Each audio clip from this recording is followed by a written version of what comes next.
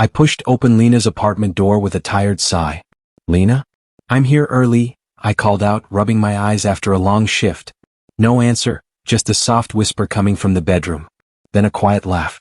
A laugh I knew too well. "That's Lena," I muttered, forcing a smile. Probably talking to Maya or someone. But then I heard another voice. A deeper one. Mel. Familiar. My heart froze. No way, I whispered to myself. I walked down the hallway, each step heavier than the last. Their voices got clearer. "Stop, Adrian," Lena whispered. "I can't," he said softly. My hand tightened on the door handle. "Adrian?" My voice cracked before I even opened the door. Silence. Then muffled movement. I pushed the door open. Lena jerked away from him, her shirt half buttoned.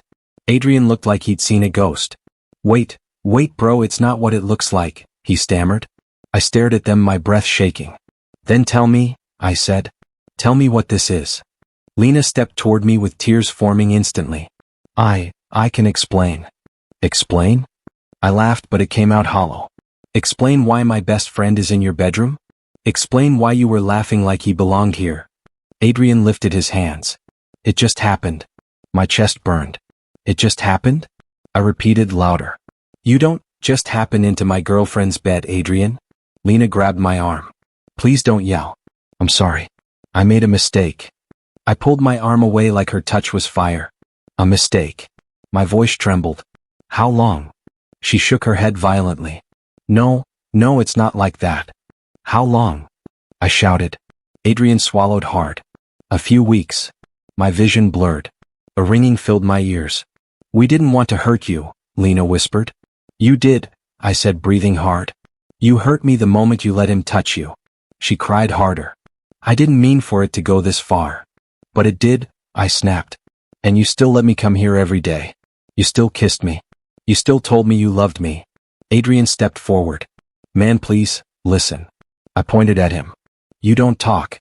He froze. I shook my head slowly, laughing bitterly. "My best friend. The guy I trusted with everything. And this is what you do." Lena sobbed into her hands. Please don't leave like this." I looked at her, and in that moment, it felt like my heart actually cracked. "I loved you," I whispered. "And you killed that love in 1 second." She reached for me again. "I can fix this." "No," I said firmly. "You can't fix betrayal." Adrian tried again. "Bro." I glared at him. "Don't call me bro ever again." He looked down, speechless. I stepped back toward the door. "You both made your choice. Now live with it." Lena screamed my name as I walked out, but I didn't look back. I couldn't. When the door shut behind me, the hallway felt colder than ever. I leaned against the wall, breathing like someone had punched the air out of my lungs. What did I do to deserve this? I whispered. No answer came. Just the echo of my own breaking heart. I walked out of the building in a daze, the world suddenly too quiet, too sharp, too painful. That moment, the door, their faces, the lies, became the exact second my old life died.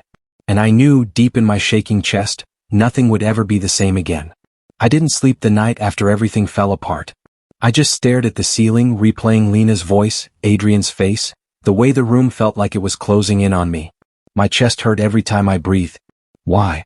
I kept whispering into the darkness. What did I do wrong? No answer. Only silence. The next morning, I grabbed my phone with trembling fingers and tried calling Lena. Blocked. I tried Adrian. No answer. So that's it, I muttered. You destroy me and disappear? Work felt impossible.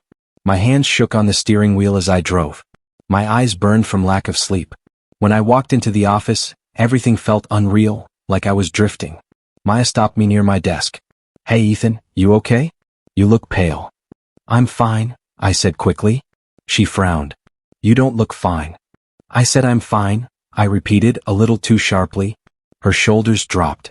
If you ever need to talk. I don't, I cut her off. I knew I sounded rude, but I couldn't think straight. I just wanted to disappear. I sat down and stared at my computer screen. The words blurred. My mind kept drifting. Why him? Was I not enough? Did she ever love me? Every thought felt like another punch to the ribs. During lunch, my friend Jacob came up behind me. Dude, you skipped yesterday. Everything okay? I shook my head. Please, don't ask.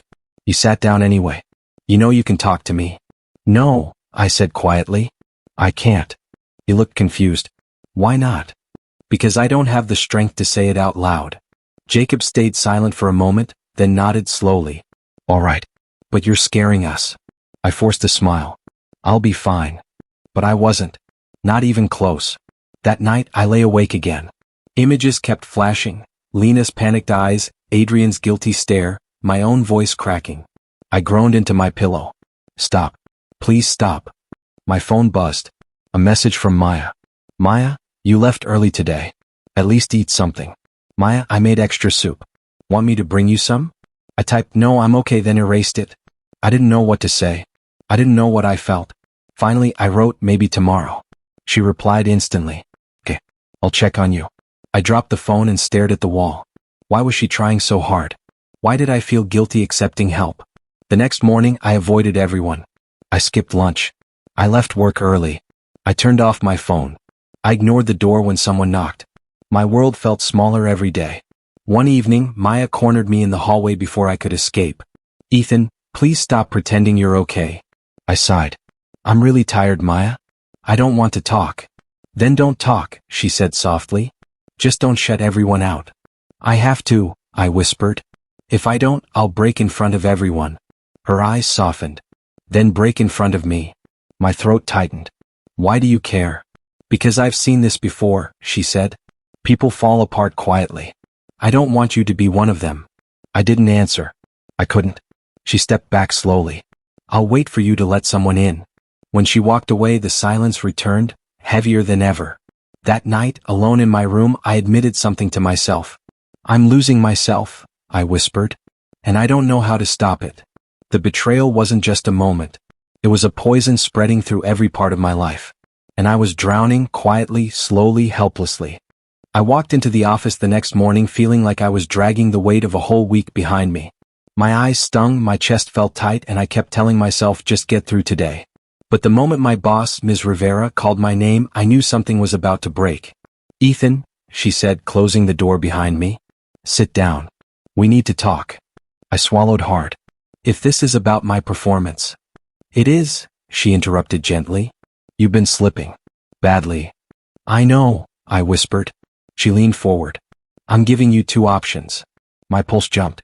Options. Yes. She held up 2 fingers. 1, take a long mental break. Paid leave. Step away, heal, breathe. I shook my head immediately. I don't want to leave. Then option 2, she continued. Join the new internal training program. It's intensive. Challenging. It'll force you to rebuild structure. I stared at my hands. Why are you offering me this? Because I don't want to lose you, she said. But I will if you keep going like this. I let out a shaky breath. I don't want to fall apart anymore. Then fight, she said quietly. Make a choice. I closed my eyes. The room felt too still. Too sharp. I choose the program, I finally said. I'm tired of sinking. Ms. Rivera nodded once. Good. You start today. You'll meet with Mr. Grant. My eyes opened. Mr. Grant? The consultant everyone talks about? That's the one, she said. He's direct. Brutal sometimes. But effective. I forced a weak smile. Perfect. Brutal sounds familiar. She didn't smile back. Be honest with him. Or he'll see through you anyway. I left her office with my heart pounding. A choice, I told myself. You finally made a choice. When I entered the training room, an older man with sharp eyes and a calm posture glanced up from a folder. You must be Ethan. That's me, I said, trying to sound steady. He gestured to the chair opposite him. Sit. I did. He studied me for a moment before speaking. Before we start, I need to tell you something. I braced myself. Okay. I see pain in your eyes, he said flatly. My breath hitched. That obvious? Pain always is, he replied. People think they're hiding it. You're drowning in it. I looked away. I'm trying to keep it together. No, he said. You're running. There's a difference. His words hit me hard, sharper than I expected. I didn't come here to run. Good, he said. Because I won't let you. I blinked. You won't let me? No, he leaned forward. Pain is a tool. Use it. Something inside me froze, then shifted, like someone had just turned a key in a locked door. Use it how? Let it teach you, he said. Let it shape you. Pain can destroy you or it can sharpen you. The choice is yours. I swallowed. I don't know if I'm strong enough. You don't need to be, he said. You just need to start. I exhaled slowly. Then how do I start? By telling the truth, he said. Not to me. To yourself. My hands trembled slightly in my lap. The truth is, I feel broken. That's a beginning, he said. Not an end. I looked at him, feeling something unfamiliar. Hope, maybe. Or just the memory of it. So this program, it'll help me rebuild? It'll help you face yourself, he replied. Rebuilding comes after. I nodded. Then I'm ready. Or at least, I want to be. That's enough for today, he said. But remember this, you chose to fight. Don't forget that tomorrow. When I walked out of the room, my chest felt different. Still bruised, still aching, but no longer hollow. For the first time since everything collapsed, I felt a flicker of something warm. I wasn't healed. Not even close. But I had made a choice. And I wasn't done yet. The next morning, I walked into the training room expecting something simple. Maybe worksheets, maybe lectures. But Mr. Grant didn't waste a second. Stand straight, he said the moment he saw me. Your posture tells me everything. I stiffened. Everything? You're carrying fear in your shoulders, he replied. Drop it. I exhaled and adjusted myself. Better? Not yet, he said. But you're trying. His sharp eyes moved across my face like he was reading a page. Today we start with control. Speak. Tell me why you're here. I hesitated. Because I chose to fight. He shook his head. Not good enough. Say what you really mean. My chest tightened. I'm here because I don't want pain to rule me anymore. That, he said, is the first honest thing you've said today. His words stung but woke something inside me. We spent the next hour going through exercises, breathing, grounding, emotional redirection. Every time I faltered, he cut in with a calm but demanding tone. Focus, he said. I'm trying, I muttered. Trying is passive. Do it. I clenched my jaw. Fine. I'll do it. Good, he said. That's the fire you've been hiding. When the session ended, he pointed to another room. Your communication training starts now. Chloe is waiting. I walked in and saw her. Quiet posture, gentle presence, soft voice that somehow settled the chaos in my chest. She smiled softly. Hi, Ethan. I'll be helping you with speech and clarity. I don't know if I'm good at talking, I admitted. You don't need to be, she said. You just need to be real. Her tone was so calm it made me lower my guard. Real is messy. Then be messy, she replied. Just don't be silent. We practiced articulation, confidence, pacing. She listened without judgment, and every time I stumbled, she encouraged me gently. You're improving, she said after one exercise. You think so? I do, she nodded. Your voice shakes less. I laughed quietly. That's progress, I guess. It is, she said. And you're allowed to be proud of yourself. Proud. It had been a long time since that word meant anything. As the days passed, the training grew tougher. Mr. Grant challenged my thoughts. You let emotions control you, he said. I'm working on it. Work harder. He pushed me physically and mentally, long hours, direct confrontations, exercises that forced me to look at my own reflection and accept the cracks. But somehow each lesson made me feel alive again. At night the pain still found me. Memories of Lena's laugh, Adrian's betrayal, the image of them together, it all returned like a storm in the dark. But now I had tools. I had structure. I had something to fight back with. One afternoon as I walked past the break area, I heard two coworkers whispering. Did you see Adrian's new post? Yeah. He's showing off Lena again. My stomach twisted instantly. He's really flaunting her, the other said. My breath stuttered. Again. My heartbeat felt like a bruise reopening. I gripped the edge of the doorway, trying not to crumble. Mr. Grant appeared behind me without warning. You heard them. I nodded slowly. Yeah. He studied my shaking hands. What do you feel? Anger, I said. Pain. The kind that makes you want to break something. Good, he said. Feel it. I blinked at him. Good? Pain can break you or build you, he said firmly. Choose which one it becomes. His words hit deeper than I expected. I want it to build me. Then use it, he said. Let it sharpen you. That night as I lay in bed, my heart still aching, I whispered the line to myself again and again. Pain can break you or build you. And for the first time I believed I could choose. Training hit me harder than I expected. Every morning Mr. Grant pushed me until my muscles ached and my thoughts burned. Again, he ordered as I stumbled during a focus drill. I'm already trying, I said, breathing hard. Trying isn't enough, he replied. Push past the shaking. That's where growth begins. I clenched my jaw and repeated the exercise. My hands trembled, but I didn't stop. Not this time. When the session ended, I leaned against the wall, trying to catch my breath. Do you ever ease up? No, he said. Ease creates weakness. You don't need weakness anymore. I nodded because he was right. I didn't need softness. I didn't need old wounds. I needed something stronger to replace them. Chloe showed up with a notebook. Ready for verbal training? Not really, I said, but let's do it. She smiled gently. Confidence is a muscle. We'll build it slowly. We sat across from each other and she made me practice speaking with clarity. Say it again, she said softly. But this time don't hold your breath. I repeated the sentence, forcing steadiness into my voice. That's better, she said. You're improving faster than you think. Feels slow, I admitted. That's because you're hurting, she whispered, and healing never feels fast. Her kindness settled something inside me. I caught myself smiling, small, shaky but real. Did you just smile? She asked. I guess I did. That's progress too. Day after day the routine continued. Physical drills, mental exercises, and speaking sessions. Slowly my voice stopped breaking. My spine straightened. My breath steadied. I wasn't healed, far from it, but I wasn't collapsing anymore. One afternoon during a short break I opened my phone without thinking. A notification popped up. Adrian's new post. My chest tightened as the picture loaded. Adrian kissing Lena on the beach, her caption. My peace, my future. My hand froze. Chloe noticed immediately. What happened?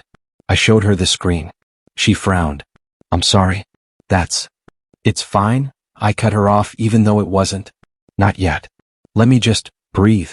Mr. Grant walked over, glanced at the picture and looked at me. Does it hurt? Yes, I said honestly. But not the same way it used to. How does it hurt now? Not like a wound, I whispered. More like fuel. He nodded once. Good. Pain is energy. Only you decide what it becomes. Something inside me hardened, clean, cold, steady. I won't break because of them again, I said. You won't, he replied. Unless you choose to.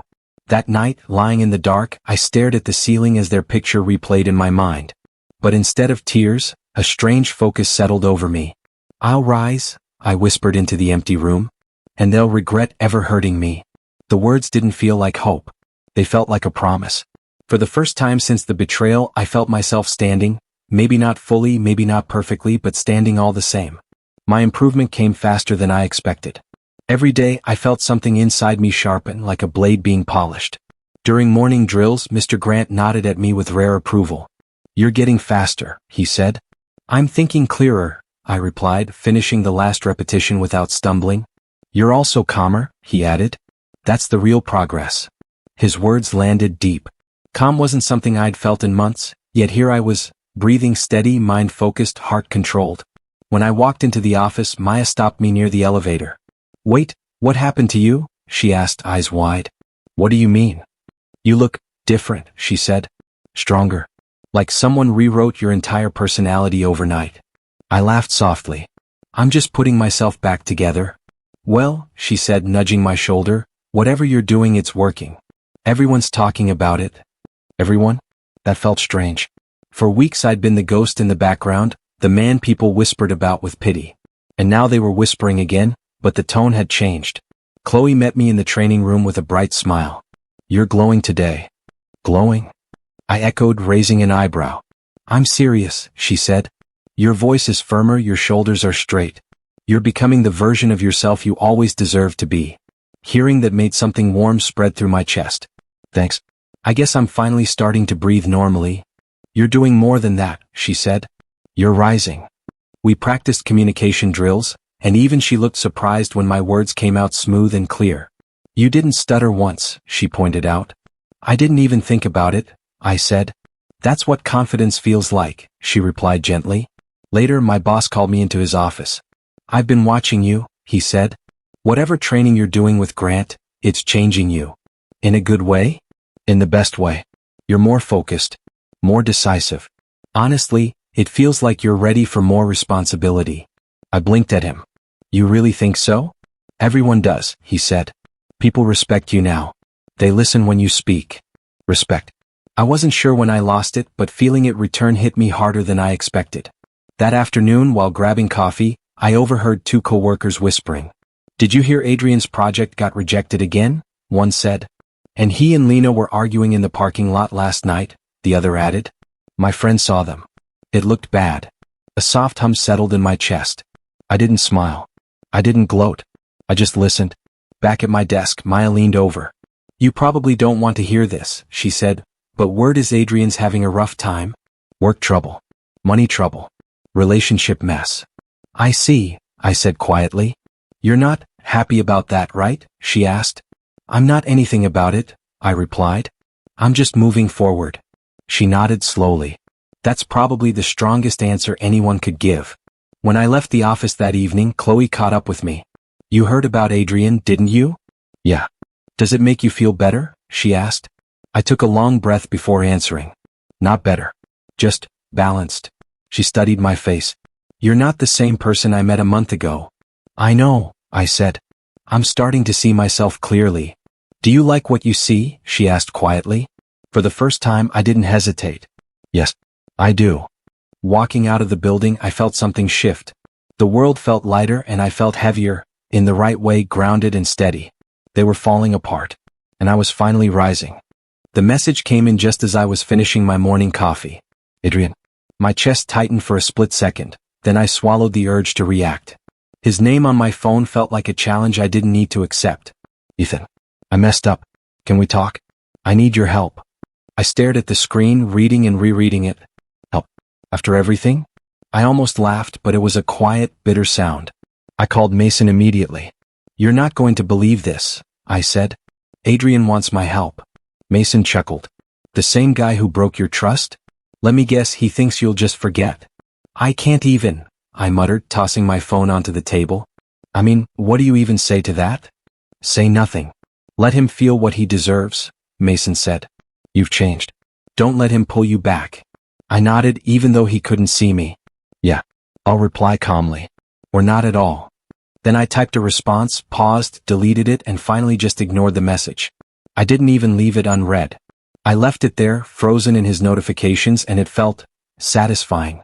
Later, Lena's name lit up my screen. "I miss what we had. Can we talk?" Her message made my fingers hesitate. My heart reacted before my mind did, a brief spike of nostalgia, but the moment passed. Her words were weak echoes of a love she abandoned for Adrian.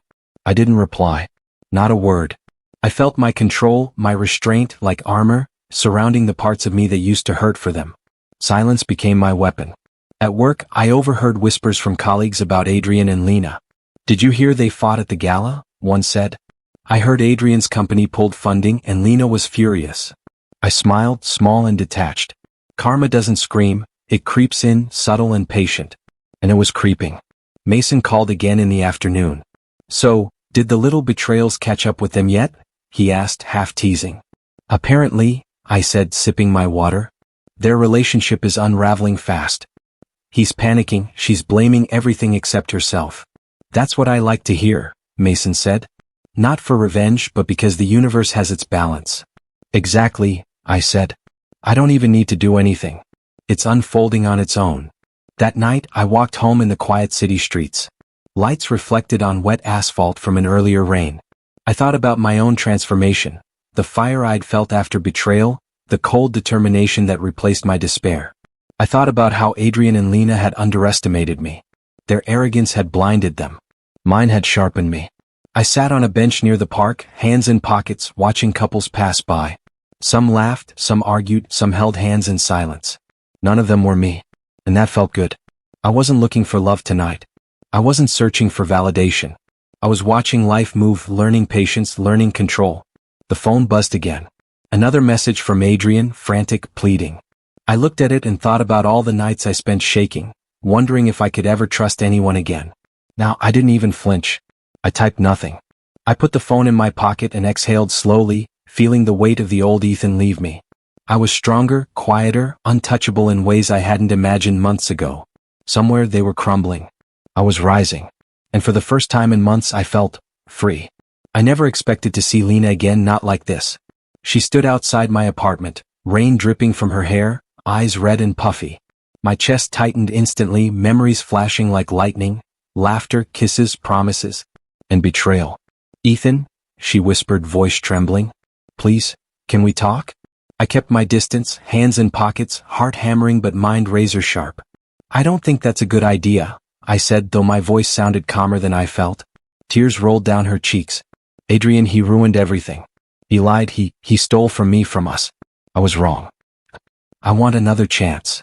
I clenched my jaw, feeling the familiar ache, the old fire that had built me back up now sparking again. A chance? I repeated, voice low, controlled. You mean after everything you did? After you broke me? She shook her head desperately. I didn't know. I thought, he said he loved me. Please, Ethan, just hear me out. I took a slow breath. Hear you out? Do you know what it's like to walk through days feeling hollow, betrayed by the one person I trusted most? My voice cracked, but I held my ground.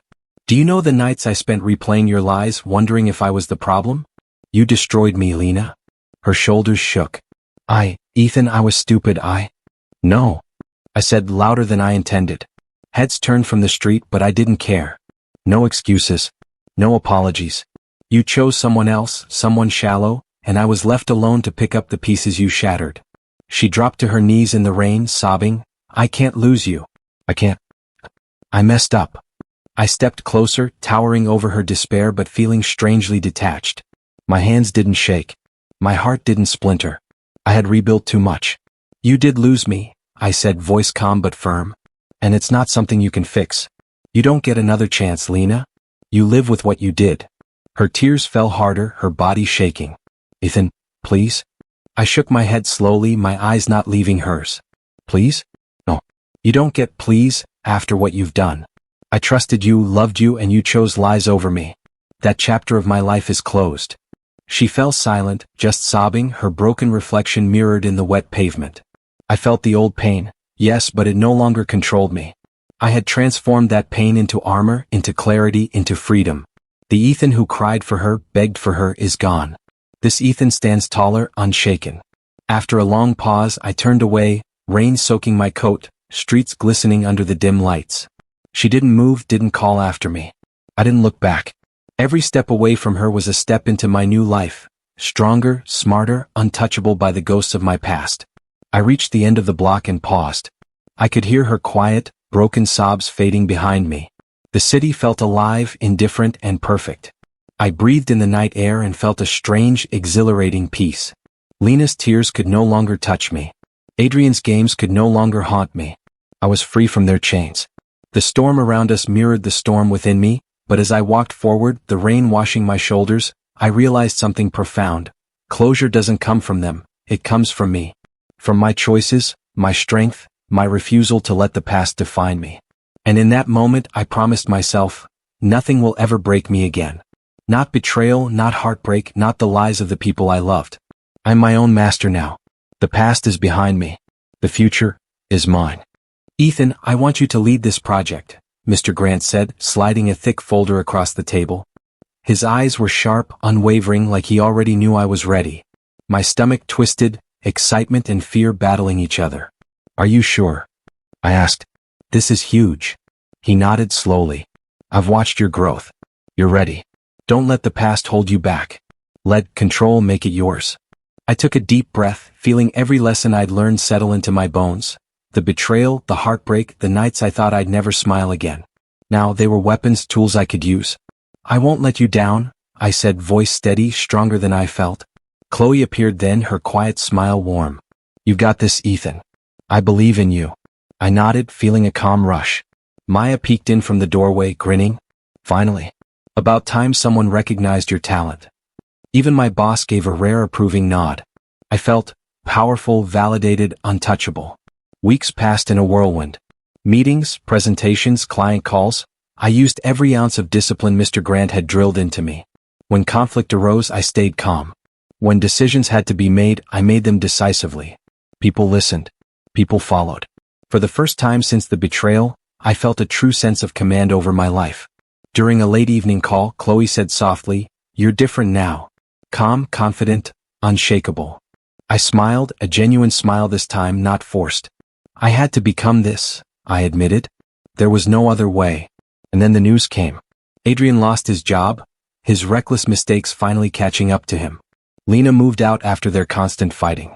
I heard through the grapevine, not from them directly, but it didn't matter. Karma was in motion, silent and natural, just as I had always wanted. I didn't feel triumph or malice, only a quiet acknowledgement. Their suffering didn't define me. My progress did. One evening, I stayed late in the office watching the city lights flicker. Maya stopped by with coffee. "You've changed, Ethan. The old pain, it doesn't even touch you anymore." I took the cup, letting the warmth seep into my hands. "It shapes me," I said. "It never controls me again." Chloe lingered near my desk. "You're not just surviving anymore. You're thriving." I looked at her, feeling a twinge of gratitude. She had been there, steady when I had nothing else. "Thanks," I said quietly, "for believing when I couldn't believe in myself." The project reached its climax. I presented to the board, leading with precision and authority. Every question, every doubt I handled with calm expertise. I caught Chloe's proud glance and Maya's cheering nod from across the room. Mr. Grant's approving smile made the final sting of the past almost disappear. I realized then, this power, this confidence wasn't just for work. It was proof that I could stand taller than any betrayal, any heartbreak. Later that night, I walked through the empty streets, the air crisp against my skin. I thought of Adrian, of Lena, of the chaos they left behind. A flicker of old anger surfaced, but I pushed it down. It had no place here. Instead, I focused on the quiet pulse of my own strength, the life I was building on my own terms. I had risen higher than I ever imagined, not through revenge but through resilience, discipline, and patience. Standing on the bridge, city lights reflecting off the water, I whispered to myself, "This is only the beginning. Nothing can stop me now." And for the first time in years, I felt complete peace, untethered from the past, unafraid of the future. I had become the man who could not be broken again. The past was behind me. My rise was unstoppable. And I was just getting started. "Ethan, your presentation was flawless," Mr. Grant said, shaking my hand firmly. "The board is impressed." "Truly." I felt a heat rise in my chest, not anger, not shame, but pride. Real steady pride. After years of feeling small, invisible, and betrayed, this was validation I had built myself. Chloe smiled from across the room. "You did it," she said softly. Her quiet voice carried warmth I hadn't realized I was ready to accept. "I mean it, Ethan. You're incredible." I nodded, my lips twitching into a half smile. "Thanks. I just focused. That word sounded strange, almost foreign, but it fit. Every sleepless night, every hour spent mastering myself, every shred of pain from Lena and Adrian, it had all led here. I finally understood something vital. My worth wasn't tied to anyone else's love or betrayal.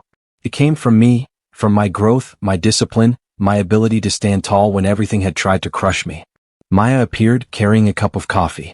"You've changed," she said, eyes bright. "Not just your confidence, everything about you. People notice. They respect you. You're unshakable." I laughed lightly, a sound I hadn't made in months. "Unshakable," I repeated. "I like that. Feels right." Chloe stepped closer, her hand brushing mine accidentally. I felt a spark, gentle but undeniable. "Ethan," she said, hesitating, "I've seen you fight through everything. You deserve someone who sees that. Someone who actually cares." My heart thumped strangely. I'd been so focused on rising that I hadn't even considered letting someone in. But her honesty, her calm presence, it was different. And I realized I was ready. "Chloe," I started, then paused. I wanted to say something meaningful, something that wouldn't fall flat, because I'd learned the hard way that words could wound or heal. "I trust you," I finally said, voice low but firm. "More than I thought I could trust anyone." Her smile widened. "Good. That's all I need to hear." The board members left, leaving the office quiet. I leaned back, letting my eyes drift to the city skyline outside. The lights shimmered like sparks of possibility. For the first time in years, I could see my future clearly. I wasn't just surviving. I wasn't just healing. I was building a life of my own, brick by brick, strength by strength. Adrian's name floated through my mind briefly. Lena's too. A faint shadow of old anger appeared, but I pushed it down. Those days were gone. I didn't need revenge anymore.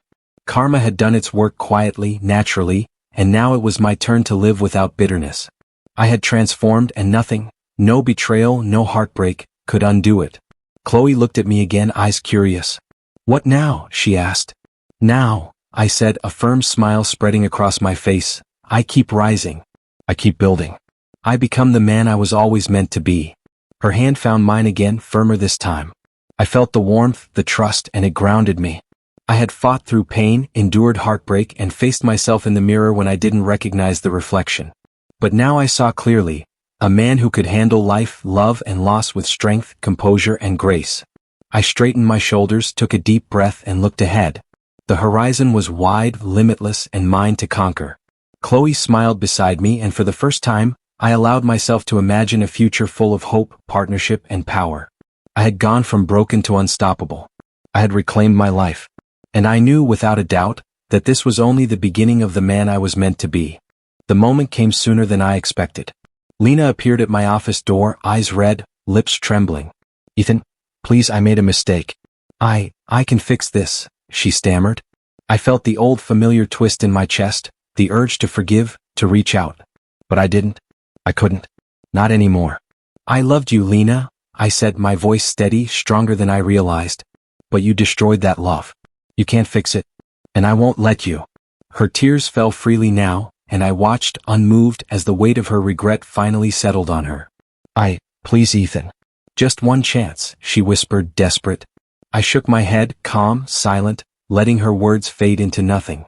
Before she could say more, Adrian appeared, awkward and ashamed, his usual arrogance gone. "Ethan, I screwed up. I know that. Please just hear me out," he said, voice low, hesitant. I looked at him, and for a fraction of a second, I remembered the friend I had once trusted. But that version of Adrian no longer existed. "I heard you, Adrian," I said slowly, measuring each word. "And I've listened long enough.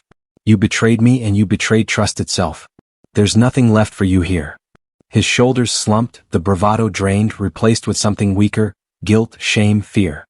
He opened his mouth, tried to speak again, but I stopped him with a quiet, final tone. "Go. Leave me out of your mistakes." Lena sobbed, Adrian's eyes filled with pain, and for the first time in months, I felt a strange serenity. No trembling hands. No broken voice. No fire of anger consuming me. Just peace. I had finally taken back control. "You're different," Lena whispered, disbelief lining her voice. "You're not the same man I knew." I let a small smile touch my lips. "No, I'm better. I learned from what you did. I rose because of it, not in spite of it." She flinched at the truth, knowing it was final. Adrian tried again, softer, almost pleading. "Ethan, I'm sorry. I never meant." I cut him off. "Intentions mean nothing when actions destroy lives. You'll live with your choices. I'll live with mine. That's the difference." I watched them leave together, side by side but broken, faces pale, energy defeated. And as the door closed, a weight lifted from my chest. Years of pain, betrayal, and heartache had been transformed into lessons, into strength, into unshakable resolve. I realized then that every sleepless night, every tear, every moment I felt worthless, had all been necessary to become the man I am today. Chloe appeared quietly at my side. "You okay?" she asked gently. I nodded, a calm smile on my face. "Better than okay. I finally chose myself. And it feels right." She took my hand, and I felt a warmth that no apology or regret could replace. I turned to the window, looking out over the city skyline. It stretched endlessly, full of opportunity, challenge, and promise. I breathed in deeply, feeling the power of my own growth, the unshakable certainty of my path. Lena and Adrian had their regret. I had my life. And this life, I would protect it, nurture it, and build upon it with every ounce of strength I had discovered. No one could take that away from me. Not betrayal. Not lies. Not even the people who had once meant the world to me. Because I had finally understood. The past only holds power if you let it. And I refused. I whispered to myself, a quiet vow of triumph. I am the master of my fate. I am unstoppable. And you will never control me again. And with that, I turned away from the door, away from their shadows, and toward the path ahead, bright, wide, and mine to conquer. The boardroom felt alive today, buzzing with energy and expectation. I walked in with my head held high, suit crisp, eyes clear. No tremor in my hands, no shadow of doubt lingering in my chest. "Ethan," Mr. Grant said, his voice calm but filled with pride. "You've earned this. Congratulations on the promotion." I nodded, letting a small, controlled smile show. "Thank you. For everything," I said. His eyes flickered with approval, that silent acknowledgement of how far I'd come. Chloe was there too, leaning slightly against the wall, her soft smile steadying me. "You did it," she said quietly, almost to herself. I caught her gaze and returned a genuine smile, one that had nothing to do with anyone else, just me and the life I was building. "We did it," I corrected gently because she had been there too, helping me speak, helping me learn, helping me stand again when the weight of my past threatened to crush me. The chairman rose, clapping slowly. "Ethan, your ideas have transformed our projections. Your leadership has inspired the team.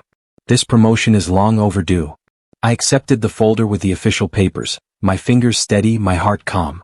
I remembered the nights I cried alone, the moments Adrian and Lena haunted my thoughts. None of that mattered anymore. All that pain, that betrayal, had built me into this, resilient, focused, unshakable. Later, Chloe walked beside me in the quiet hallway. "Do you feel different?" she asked softly. I looked at her, a warmth blooming inside that had nothing to do with revenge, anger, or betrayal. "I feel free," I said. "Free from what I was. Free to be who I am now." She smiled, squeezing my hand gently. "And you've earned every bit of it," she said. Her words didn't just comfort me, they anchored me in the present, away from shadows of the past. I thought of Adrian, of Lena, of the mistakes that once tore me apart. I realized I didn't feel anger or desire for payback anymore. I felt peace. I had survived betrayal, heartbreak, and humiliation, and emerged stronger than I had ever imagined. My mind was clear. My path, my decisions, and my future, entirely my own. Mr. Grant joined us in the hallway, his sharp eyes soft with pride. "You've mastered more than leadership, Ethan," he said. "You've mastered yourself. That's the real victory." I nodded, understanding fully for the first time what he meant. Every lesson, every hard day, every sleepless night, it wasn't about proving anyone wrong. It was about proving to myself that I mattered, that my life had value, and that my choices could shape my destiny. Chloe looked up at me, curiosity in her eyes. "So, what now?" she asked. I took a deep breath, feeling the air fill my lungs with possibility. "Now," I said slowly, deliberately, "I live my life on my terms. I build, I grow, I love carefully, I lead without fear. I don't let the past dictate me. I'm ready for everything that comes next." I stepped to the window, looking over the city that had once felt like a cage. Now it stretched out before me, vast and full of opportunity. The betrayal that had once destroyed me, the heartbreak that had once consumed me, all of it had been a forge. I had walked through fire, and I had emerged unbroken, unbowed, unstoppable. I whispered to myself, a vow that tasted of triumph and clarity. My pain built me. My betrayal shaped me. My strength saved me. And now, I choose my own fate. And with that, I turned away from the window, from the past, from all the shadows that once haunted me. Ahead lay everything I had earned, my life, my future, my victory.